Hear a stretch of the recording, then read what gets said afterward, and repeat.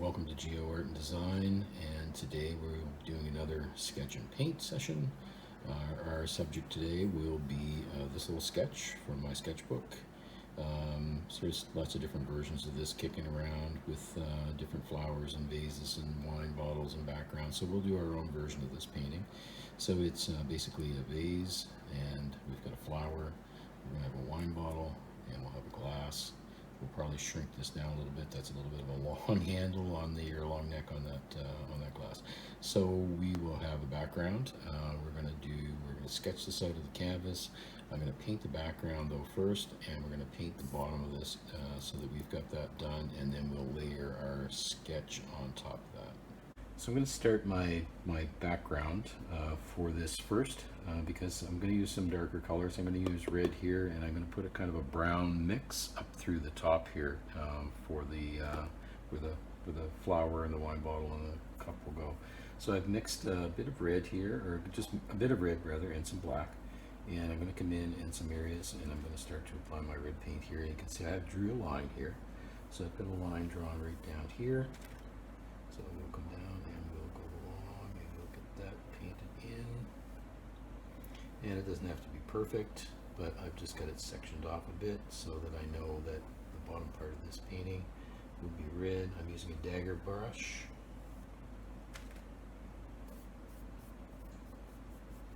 And it's going to need a couple of coats of paint to actually cover things up. I'll use a little bit of black in a couple of areas as well, just to darken things down as I continue to paint.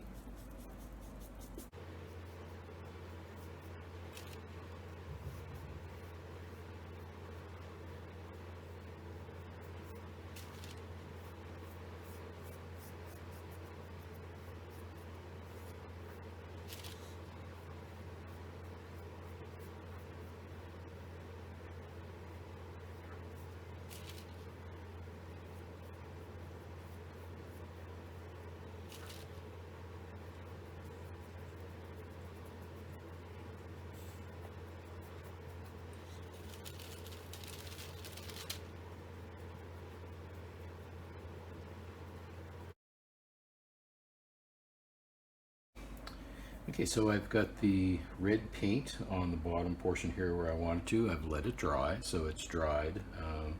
Now what I want to do is I want to put a bit of a blend up here. I've used yellow ochre as my primer, and I'm going to put a little bit of a golden brownish kind of background up here, but I want to preserve my red here. So in order to do that, I'm going to use just good old masking tape, and I'll use the masking tape to make sure that my edge stays straight. So if I do that, I'm just going to put that right over my edge like so, and it doesn't matter if I'm over a little bit because the tape will keep it. And I'll put the tape down, and sometimes I like to use even like a second layer over top of that, just to make sure that we don't get any leak coming through when we do that, when we take that off. So that will keep the edge nice and straight, and then we're going to go ahead and then paint our blended background. So I have a couple of really inexpensive bristle brushes. I like to use these for blending and for backgrounds and things because they're they do a good job of spreading the paint and mixing paint together. So I've got a couple shades of brown, I've got a yellow ochre and a raw sienna, a little bit of red left, and all I want to do is, there's no right or wrong with this. I'm just going to paint and dab and go through this and create a bit of a colorful kind of textured background.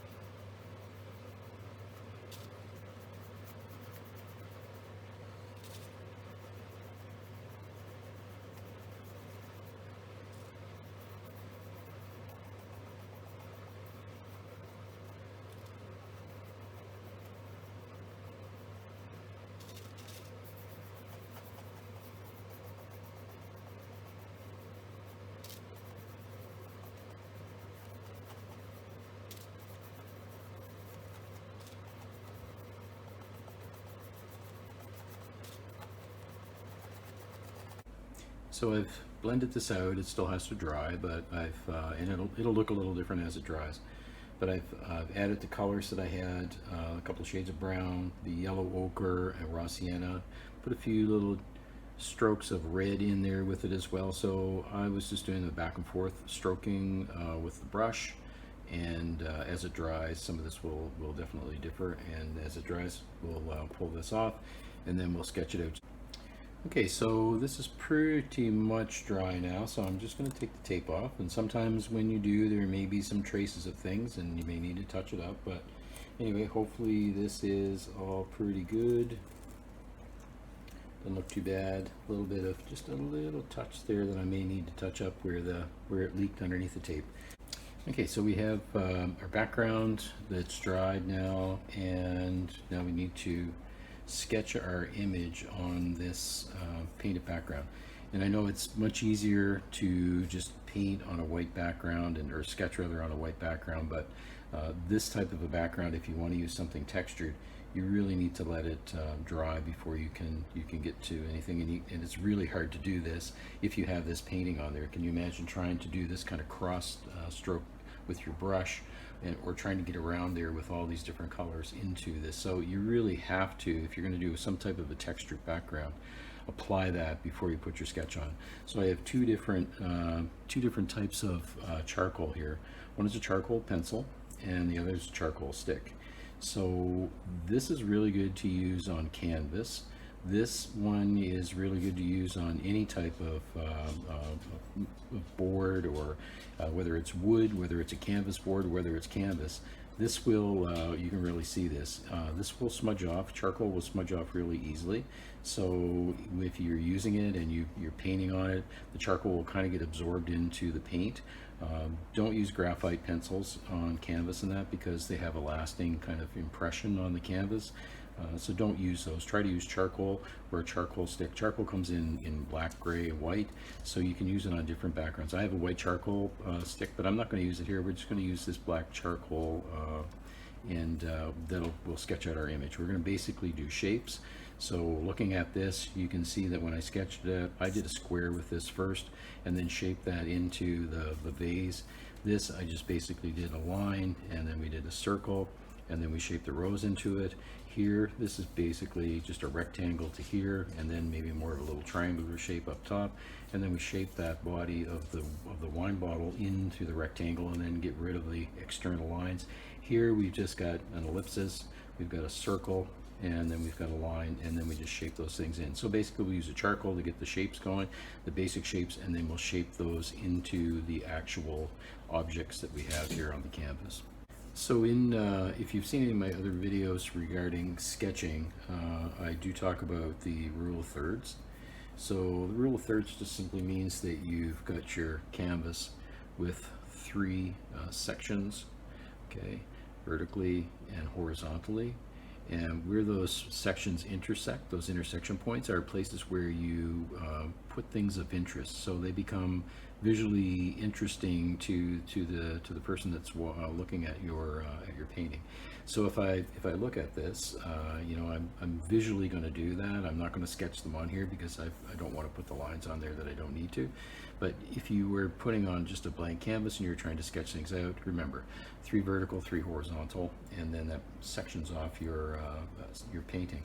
So when you're drawing straight lines, for example, there's a couple of different tools that I use. Of course, there's the old trusty ruler. I've got a steel one or metal one. I've also got a plastic one.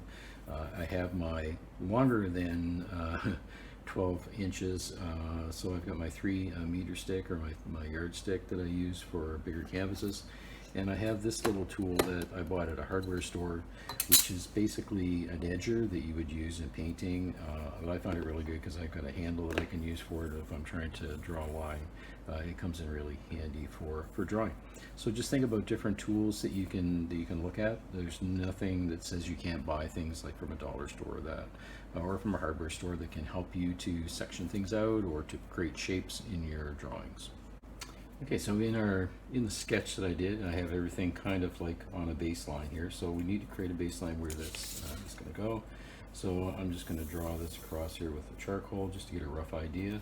So hopefully you can see that. That will all just kind of disappear once we continue. So here, this basically I created a square. So we're going to create a square. We're going to come over inside here about like this. And move that other way a little bit. And then our vase is probably going to be about like, yay, so big, so wide. And I'm just roughing that in.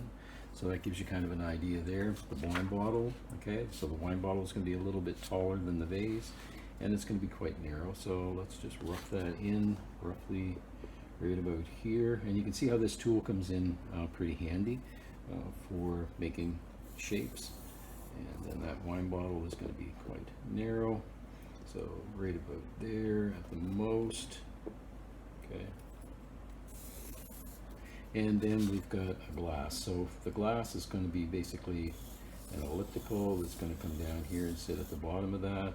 It's going to have a stem, okay, and then we're going to have a bigger circle up here that will take care of the glass.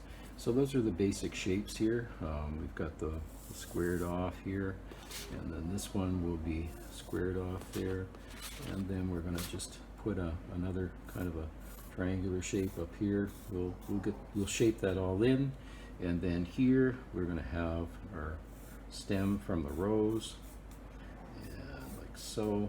And then the rose is going to be, I'm going to make it a square for now, just so that we have the basic shape in there. But we'll get the shape of the rose and have it in there. Okay. So for here, I'm basically going to take this, and we're going to start to create the neck of the bottle, or the vase rather, and we're going to sketch that around. It's going to be a little bit like so. And we're going to round it out. We're going to come down to the base, round it out a little bit more, get that shape, round it out, and then like so. This wine bottle, we're going to start to make it a little bit more like the image in the picture here. So we'll make it a little bit more out, in, out, round it at the bottom. Same on this side. We've got a bit of a bump on the outside of it, and like so, and then come down and then sketch that around like that. Okay, and then our top, we'll get the neck of the bottle in. You can see how this charcoal is really helpful. It just kind of gets my shapes, and I can dust off with a dry paintbrush anything here that I want to get rid of. And then here, and then we're going to have the top of the wine bottle like so, and then we're going to put the cork in the bottle like that. Our wine glass, we're going to make this a little bit bigger, and then we're going to keep that rounded shape like so, like that. We'll put a little ellipsis up here on top of that.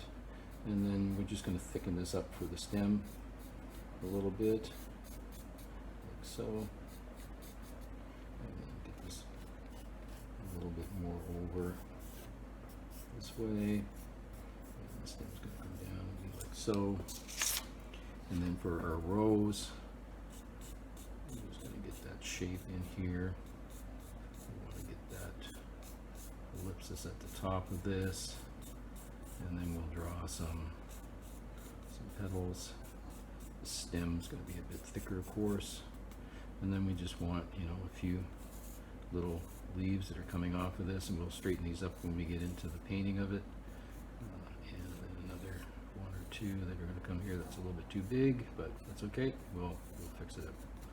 And there you go. And then from here, you can just take a brush. That's a little bit too wet.